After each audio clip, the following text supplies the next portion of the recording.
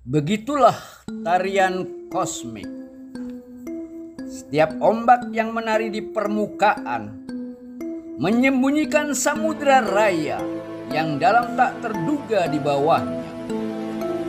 Maka hormatilah dan perlakukanlah setiap nama dan setiap wujud sedalam dan sepadat kenyataan yang disembunyikan di dalamnya. Diri sejati bukanlah penghuni dari setiap makhluk. Demikianlah, mencintai yang lain-lainnya adalah cinta tentang dirimu yang sesungguhnya, yaitu diri sejatimu sendiri. Diri sejati adalah cinta teragung dan terkasih dari semua para pecinta. Cinta adalah daya tarik, magnet dan atraksi dari diri sejati pada diri di dalam diri. Tidak ada apapun sesudah cinta. Inilah sumber kenikmatan yang sebenarnya. Salam cerdas laras para penari tandapan India di mana saja berada. Kamu semuanya adalah penari juga tarian. Karena penari dan tarian bukan dua, melainkan satu adanya. Di dalam setiap tarian ada sang penari di dalam. Kamu tak akan bisa melihat tarian tanpa penari, dan sebaliknya tak akan bisa melihat penari tanpa tarian. Namun tarian bukanlah penari. Sang penari sebenarnya selalu bersembunyi di balik tariannya. Oleh karena itu, hargailah setiap nama dan gerak tariannya, seindah dan seluas penarinya. Salam satu hati para tandapan di mana saja berada di alam semesta, baik di alam skala maupun di alam niskala. Bertemu kembali dengan saya Hyang Weldo Wonopringgo, pengelola channel khusus yang mengangkat setiap persoalan kehidupan di tataran spiritualitas. Ada ombak, pasti ada samudra. Namun kebanyakan manusia hanya mampu melihat ombak-ombaknya saja dan tidak mampu menyaksikan samudra raya yang dalam tak terduga yang disembunyikan di bawahnya. Kecuali mereka yang sudah mampu menyelam dan mengalami samudra raya yang tak terukur yang tersembunyi di dalamnya. Salam cerdas selaras para tandapan di mana saja berada. Yang tidak tahu siapa sebenarnya YouTuber-YouTuber yang senang membuat konten-konten diskreatif yang murahan tanpa kecerdasan dan pengetahuan yang bermanfaat untuk seluruh bangsa ini. Yang juga tidak tahu apakah mereka benar-benar orang-orang yang beragama sebagaimana pengakuannya, atau hanya sekedar mengaku-ngaku saja sebagai orang yang beragama agar mendapatkan dukungan dari orang-orang yang beragama pula tentunya. Jika dilihat dari kualitas isi konten-kontennya dan kualitas kecerdasan serta pengetahuan pengelolanya, nampak sekali kedangkalan dan keterbatasannya yang hanya mampu menciptakan kebohongan, membuat fitnah dengan mencuri dan memotong video channel lainnya sesuka hatinya demi untuk misi kebusukannya dan meningkatkan jumlah subscribernya dengan cara-cara yang kurang beradab dan tidak bermoral, licik dan bodoh. Jelas, jika dilihat dari cara kerjanya YouTuber-YouTuber sampah semacam itu, bukan lagi menunjukkan perilaku orang-orang yang beragama, tidak bermoral, tidak berbudaya, dan tidak beradab. Yang tidak tahu siapa sebenarnya YouTuber-YouTuber sampah yang sering mengaku-ngaku sebagai orang yang beragama, tetapi apa yang mereka lakukan di dalam aktivitas channel-channelnya justru tidak mencerminkan bahwa mereka adalah orang-orang yang beragama sebagaimana pengakuannya. Mengaku sebagai orang beragama itu berarti identik mengaku sebagai orang yang baik. Bahkan konon seharusnya mengaku sebagai orang yang beragama tingkah laku, perkataan, dan perbuatannya harusnya lebih baik dari orang yang baik. Para YouTuber sampah ini tidak sadar bahwa apa yang telah mereka lakukan dalam aktivitas channelnya justru sebaliknya bisa merusak citra atau nama baik agama mereka sendiri. Jadi sesungguhnya yang nyata-nyata telah dan sedang merusak nama baik agamanya adalah mereka sendiri. Dengan kebohongan, fitnah, hasutan, dan kebencian yang mereka tebarkan dan mereka lakukan dalam konten-konten channelnya. Jika kita ikuti konten-konten channel para YouTuber sampah itu, yang hanya bisa membuat konten di seputar itu-itu saja, menandakan betapa terbatasnya pengetahuan dan kecerdasan mereka. Terbukti, mereka hanya ingin menunjukkan besarnya otot-otot tubuh mereka saja, daripada tajamnya pikiran, pengetahuan, dan kecerdasan intelektualnya. Jangankan pengetahuan dan pengalaman spiritual, sedangkan pengetahuannya tentang agama sangat dangkal dan terbatas, sedangkal dan sebatas pengetahuan yang mereka pahami dan mereka yakini. Lalu apa yang bisa mereka lakukan dalam mengembangkan kualitas pengetahuan channelnya? Kemudian kecerdasan dan pengetahuan macam apa yang bisa mereka berikan kepada bangsa ini? Selain menghasut, memfitnah, membuat kebohongan, dan kebodohan semata. Dan faktanya, YouTuber-YouTuber sampah ini tidak memiliki pengetahuan dan pengalaman apapun yang bermanfaat buat bangsa ini, kecuali hanya menularkan kebodohan, kedangkalan, dan virus-virus fanatisme buta, serta radikalisme, merasa paling benar sendiri, merasa paling beragama, menuduh sesat dan keliru terhadap yang lain, yang tidak sepaham dan searah dengan agama dan keyakinan mereka. Memang tidak dapat dipungkiri lagi bahwa sampah selalu ada di mana-mana di semua lapisan kehidupan manusia. Sampah merupakan hasil atau akibat yang paling terakhir setelah seluruh manfaatnya diperas habis. Sampah merupakan hasil akhir yang tidak lagi memiliki manfaat apapun. Bahkan sebaliknya, sampah bisa menjadi racun atau polusi yang banyak memberikan masalah bagi kehidupan manusia daripada manfaatnya. Sampah ada di mana-mana dan bermacam-macam jenisnya, mulai dari sampah organik, sampah plastik, sampah rumah tangga sampai sampah industri, mulai dari sampah masyarakat sampai sampah YouTuber atau YouTuber sampah. Bahkan setiap rumah selalu menyediakan adanya WC atau kakus sebagai tempat pembuangan paling akhir dari sisa-sisa sesudah kita makan yang kita sebut tai atau kotoran yang menjijikan. Meskipun demikian, sekalipun sampah dan kotoran manusia itu kotor dan menjijikan, namun faktanya masih ada makhluk kecil-kecil lainnya yang sangat menggemari sampah-sampah yang kotor menjijikan ini, yaitu lalat. Jadi jangan heran jika semua jenis sampah apapun dalam kehidupan manusia pasti ada jenis lalat-lalat tertentu yang menjadi pengikut dan penggemarnya. Begitu pula YouTuber-YouTuber sampah dengan channel-channel sampahnya.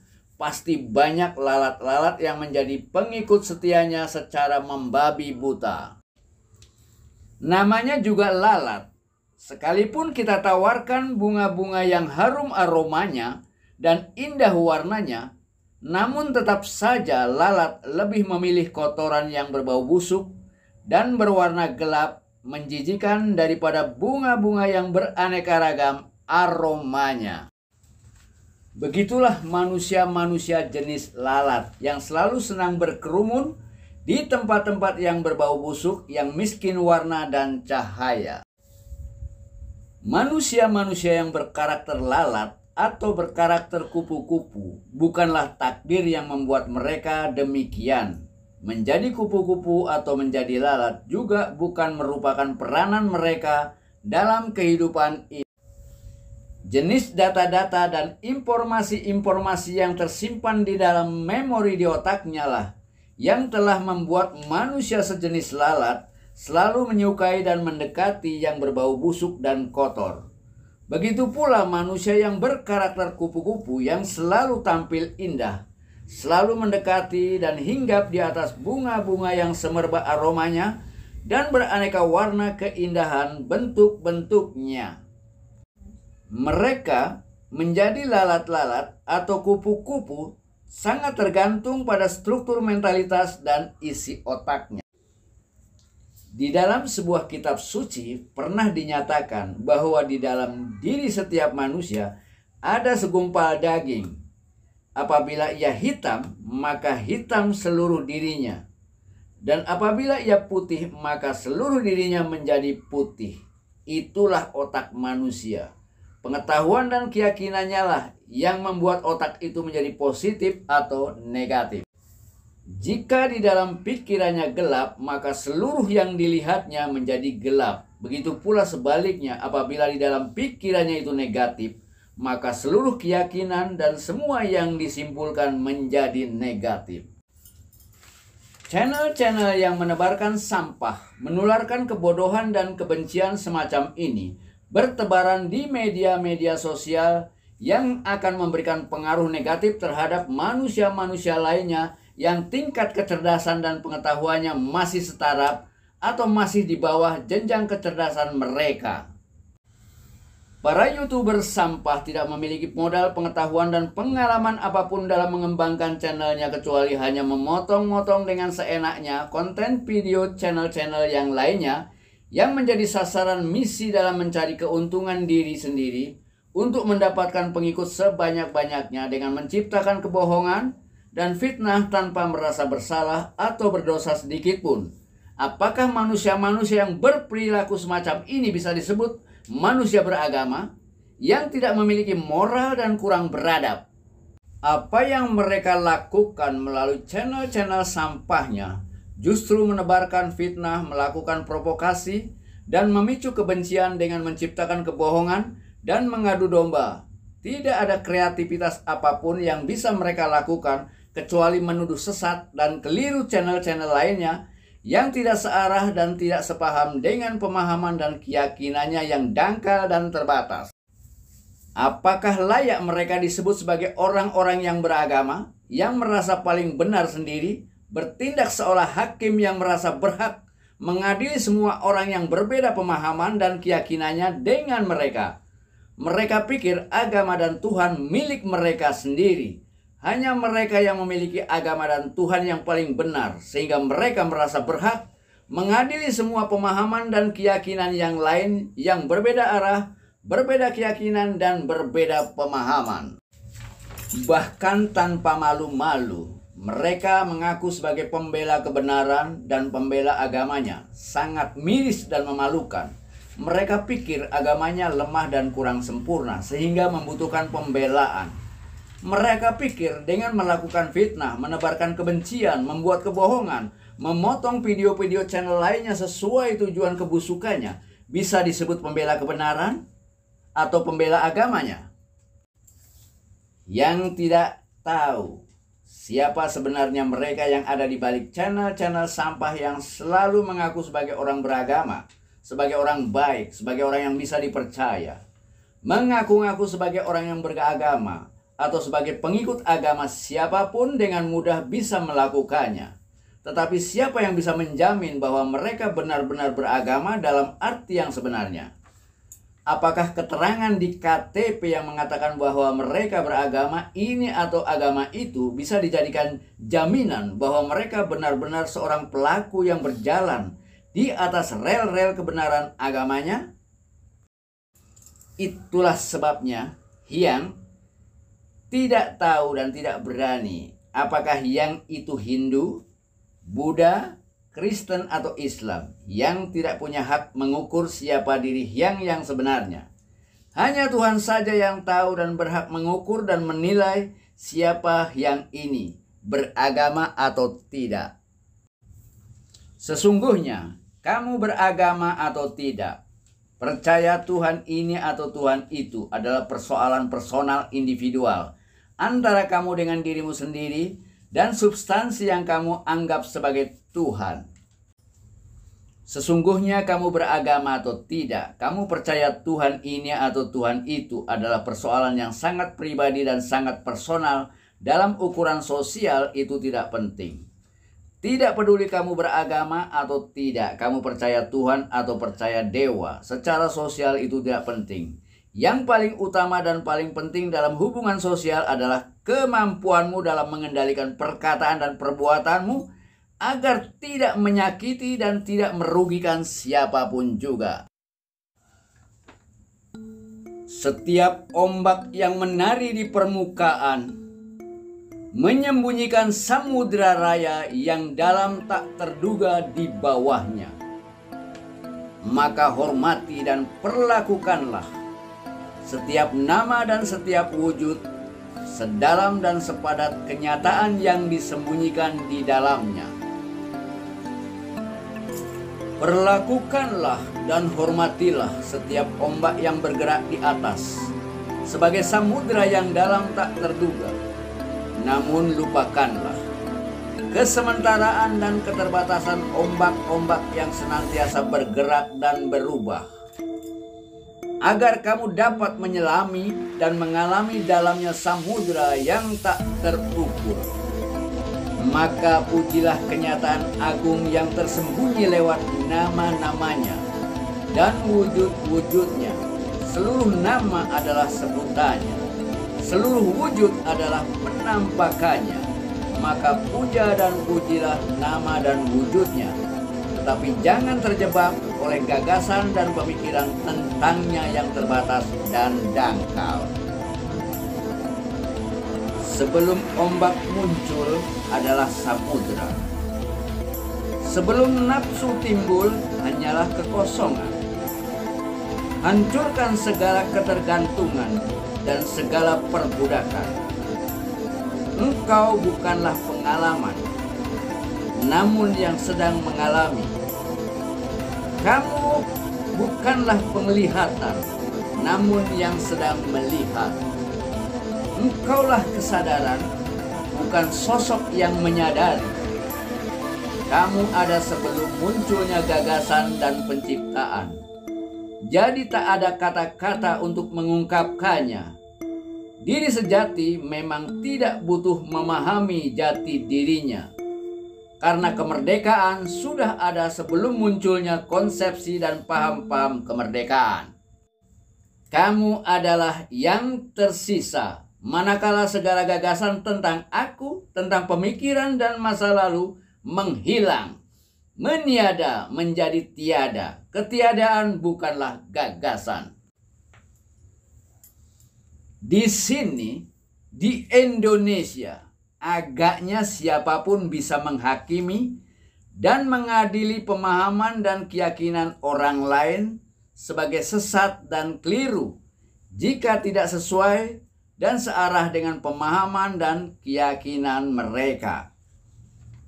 Apalagi mereka yang merasa paling beragama, yang merasa paling memiliki agama dan paling memiliki Tuhan, sehingga merasa diri paling benar dan merasa berhak menghakimi dan mengadili pemahaman dan keyakinan yang dianggap sesat dan keliru karena tidak searah dan seiman dengan pemahaman dan keyakinan mereka. Itulah kebodohan dan keangkuhan mereka yang tidak mereka sadari, merasa benar sendiri dan merasa berhak menghakimi dan mengadili yang lain. Setiap manusia atau lembaga apapun tidak memiliki hak dan ikut campur dalam persoalan jalan kehidupan dan sistem keyakinannya siapapun, selama sistem keyakinannya tidak mengganggu kemerdekaan dan tidak merugikan yang lainnya. Setiap orang punya hak dan kemerdekaan yang sama untuk berdialog, berbagi pengetahuan dan pengalaman dengan yang lainnya secara terbuka, selama pengetahuan dan pengalaman itu bermanfaat dan mencerdaskan yang lainnya. Pengetahuan yang universal, logis, sistematik, dan saintifik.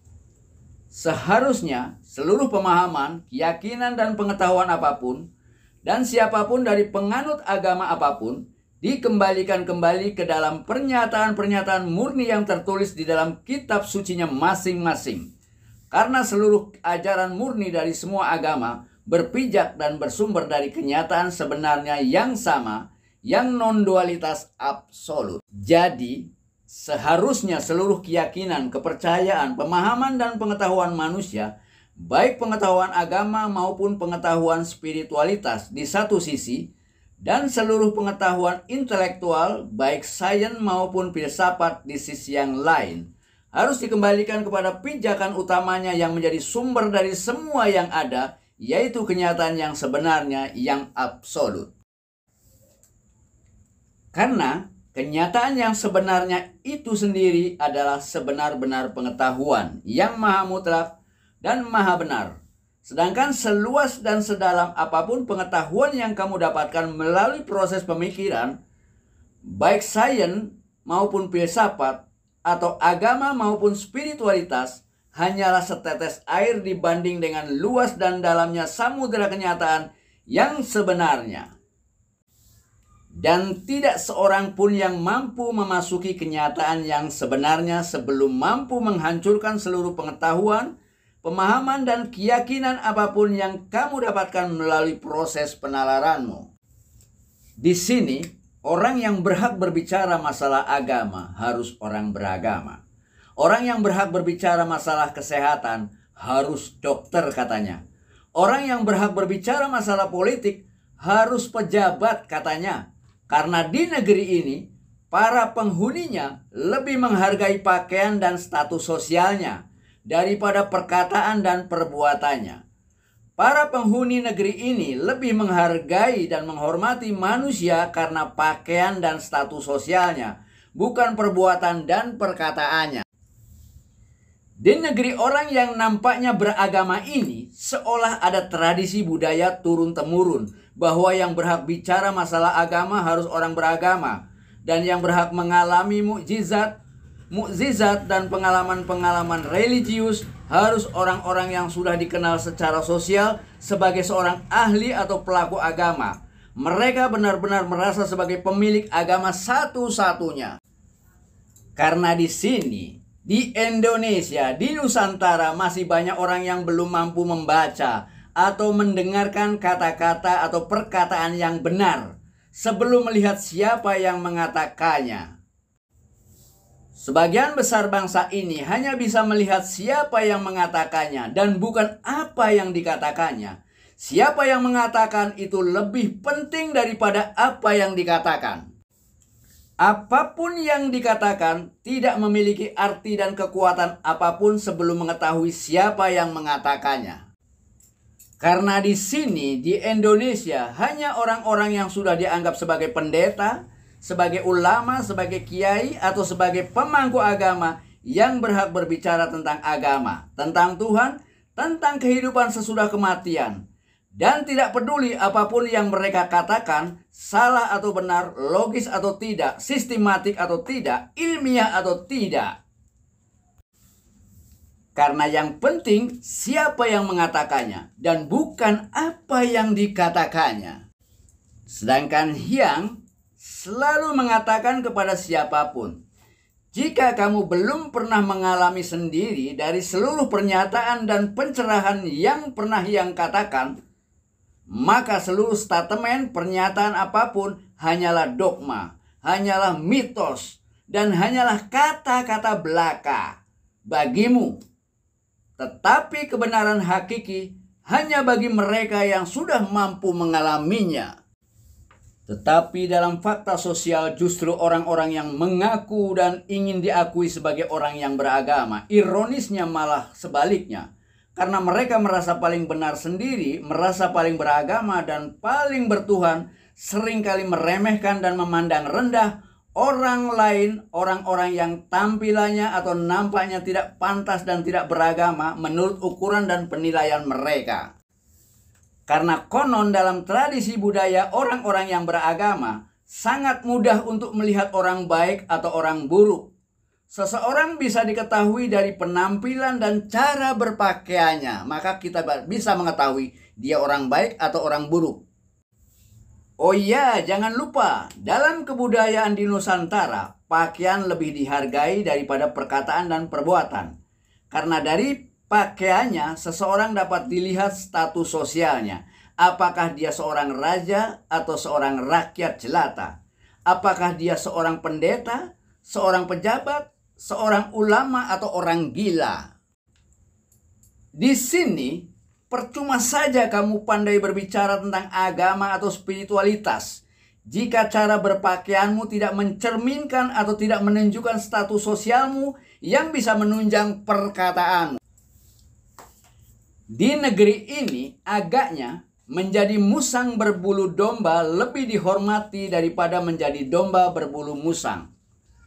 Di negeri ini, hampir semua orang hanya bisa menghargai orang-orang dari tampilan luarnya saja. Siapa saja bisa tampil dan bersembunyi di balik pakaian beragamanya. Tidak peduli kamu seorang pencuri, maling, atau seorang koruptor. Agaknya di negeri orang-orang yang nampaknya beragama ini, iblis yang berpakaian malaikat akan lebih dihargai dan dihormati daripada ulama yang berpakaian bajingan. Oleh karena itu, menjual topeng-topeng dan pakaian-pakaian yang bisa menyembunyikan kekurangan dan kebusukanmu bisa laku keras di negeri ini. Apalagi topeng-topeng dan pakaian-pakaian yang bisa meningkatkan derajat dan martabatmu. Inilah kebudayaan Nusantara yang tak bisa dipungkiri faktanya. Tetapi yang masih bisa bersyukur karena di zaman milenial ini semakin banyak orang yang cerdas dan tercerahkan sehingga mampu melihat manusia dalam ketelanjangannya tanpa topeng, tanpa penyamaran apapun. Manusia-manusia cerdas di zaman ini sudah bisa membedakan mana ulama yang abal-abal dan mana ulama yang sebenarnya, dan tidak mudah lagi tertipu oleh topeng-topeng dan penampilannya atau pakaiannya. Dengan semakin cerdasnya bangsa ini, dengan kematangan sadar spiritualnya, dan semakin banyak yang tercerahkan, maka kita semua mampu melihat musang-musang berbulu domba, iblis-iblis yang berpakaian malaikat, penipu-penipu yang berpakaian kiai atau berpakaian ulama atau berpakaian pendeta. Dan para penipu tersebut akan kehilangan lahan bisnisnya dan dijauhi oleh para penganutnya yang telah tercerahkan. Maka itu pertanda kedamaian dan kemerdekaan semakin kuat terbina di negeri NKRI yang tercinta ini, yang tetap berpedoman pada Pancasila sebagai satu-satunya pedoman bagi seluruh bangsa Indonesia. Merdeka!